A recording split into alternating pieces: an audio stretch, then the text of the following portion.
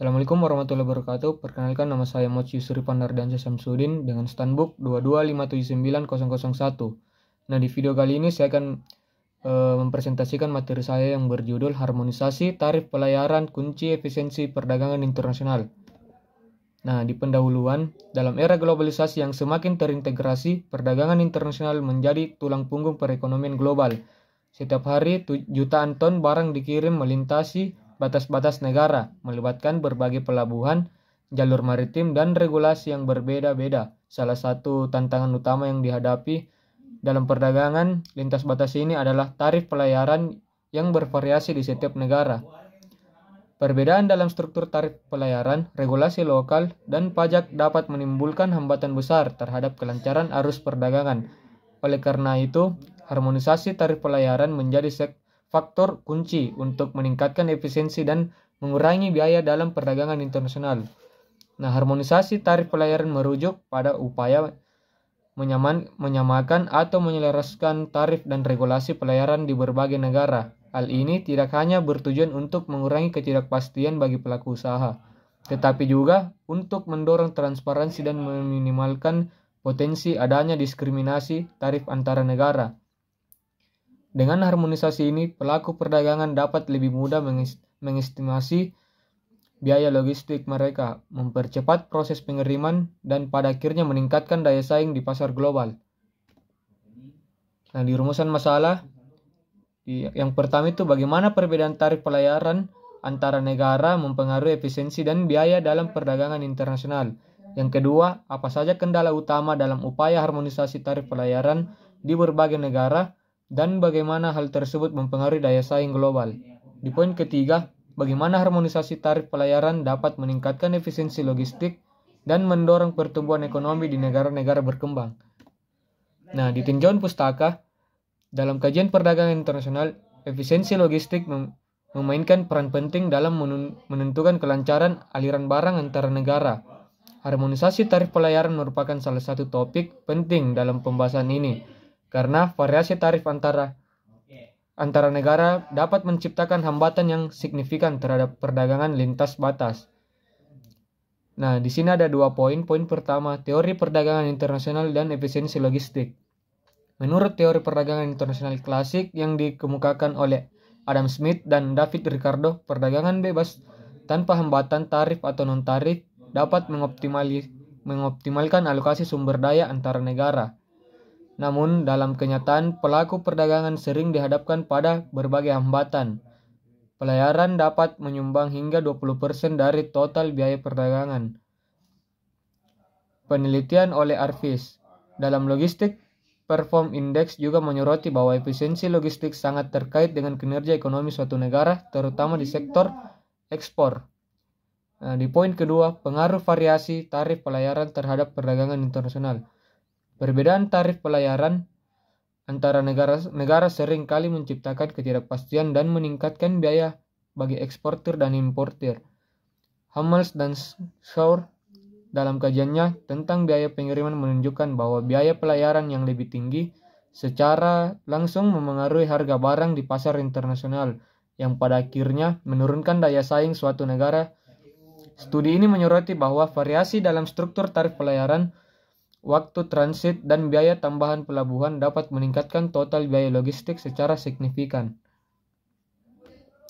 Nah, di pembahasan pertama, pengaruh perbedaan tarif pelayaran terhadap efisiensi dan biaya perdagangan internasional. Perbedaan tarif pelayaran antara negara seringkali menjadi sumber ketidakpastian dan ini dapat berdampak pada pelaku usaha yang melakukan perdagangan lintas negara. Setiap negara memiliki struktur tarif pelayaran yang berbeda, termasuk pajak dan biaya tambahan pelabuhan, yang dapat menambah kompleksitas dalam perencanaan biaya logistik. Misalnya, negara-negara dengan infrastruktur pelabuhan yang kurang efisiensi cenderung mengenakan biaya lebih tinggi untuk menutupi kekurangan dalam pelayaran dan fasilitas mereka, yang secara langsung berimbas pada peningkatan biaya perdagangan.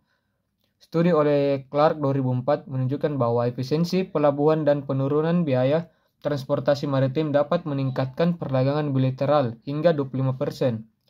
Hal ini menunjukkan bahwa perbedaan tarif yang signifikan antara negara-negara dengan pelabuhan yang efisien dan tidak efisien menjadi salah satu penyebab meningkatnya biaya logistik global. Ketidakseimbangan ini menciptakan hambatan perdagangan yang tidak hanya mempengaruhi biaya, tetapi juga memperlambat waktu pengiriman barang.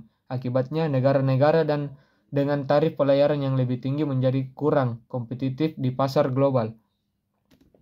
Di pembahasan kedua, kendala dalam upaya harmonisasi tarif pelayaran di berbagai negara dan pengaruhnya terhadap daya saing global. Upaya harmonisasi tarif pelayaran dihadapkan dengan berbagai tantangan. Salah satunya adalah perbedaan kepentingan antara negara-negara.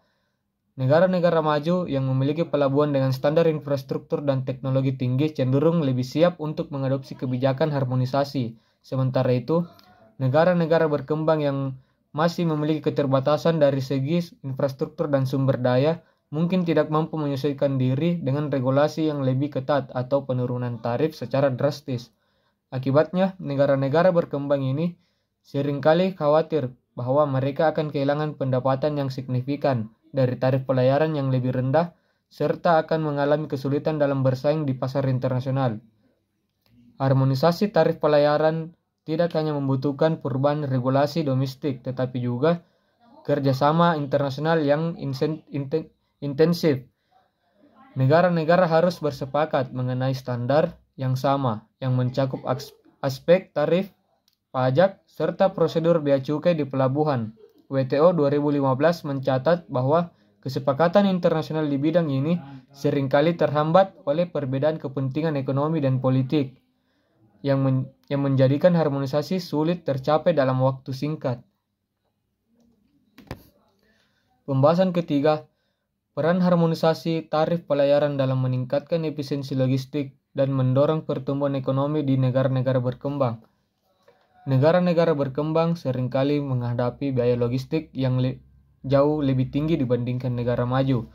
Biaya pelayaran yang tinggi, inefisiensi pelabuhan, serta birokrasi yang rumit dalam proses bea cukai dapat memperlambat aliran barang dan meningkatkan total biaya perdagangan.